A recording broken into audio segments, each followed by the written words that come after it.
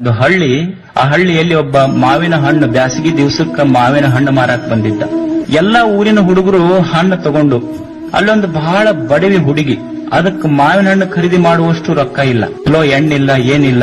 ಯಾರ್ಯಾರು ಮಾವಿನ ಹಣ್ಣು ತಗೊಂಡು ಹೋಗ್ತಾರ ಅದನ್ನ ನೋಡ್ಕೊಂತ ನಿಂತಿತ್ತು. ಎಲ್ಲಾ ಹುಡುಗರು ರೊಕ್ಕ ಕೊಟ್ಟು ಮಾವಿನ ಹಣ್ಣು ತಗೊಂಡು ಹೋದ್ರು, ಆ ಹುಡುಗಿ ಹಂಗ ನೋಡ್ಕೊಂತ ನಿಂತಿತ್ತು. ಎಲ್ಲರೂ ಹೋದ ಮೇಲೆ ಅವ ಮಾವಿನ ಹಣ್ಣು ಮಾರ ಮನುಷ್ಯ ಅಂತಾನ ಹುಡುಗಿ ಕರೆದು, ಮತ್ತೆ ನೀನು ಮಾವಿನ ಹಣ್ಣು ತಗೋ ಅಂದ. ಅವಾಗ ಹುಡುಗಿ ಹೇಳ್ತೈತಿ, ಇಲ್ಲ ನನ್ನ ಹತ್ರ ರೊಕ್ಕ ಇಲ್ಲ ಅಂತದ. ನಾವು ಬಡವರದಿವಿ, ನನ್ನ ಹತ್ರ ರೊಕ್ಕ ಇಲ್ಲ. ಅವಾಗ ಮಾವಿನ ಹಣ್ಣು ಮಾರೋ ಮನುಷ್ಯ ಅಂತಾನ, ಬಡಿವಿದ್ರೆ ಏನಾಯ್ತು, ನಿನ್ನ ಹತ್ರ ರೊಕ್ಕ ಇರದೇ ಇದ್ರೆ ಏನಾಯ್ತು, ನಾವೊಂದಿಷ್ಟು ಪುಗ್ಸೆಟ್ಟೆ ಕೊಡ್ತೀನಿ, ಪುಕ್ಕಟೆ ಕೊಡ್ತೀನಿ, ತಗೋ 2 ಹಣ್ಣ. ಅವಾಗ ಬಡವಿ ಹುಡುಗಿ ಹೇಳ್ತಾಳ, ನಮ್ಮವ್ವ ಒಂದು ನೀತಿ ಮಾತು ಹೇಳಾಳ.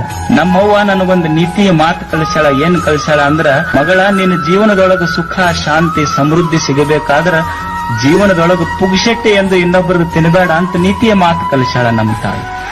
ಪುಗ್ಸೆಟ್ಟೆ ಇನ್ನೊಬ್ಬರದು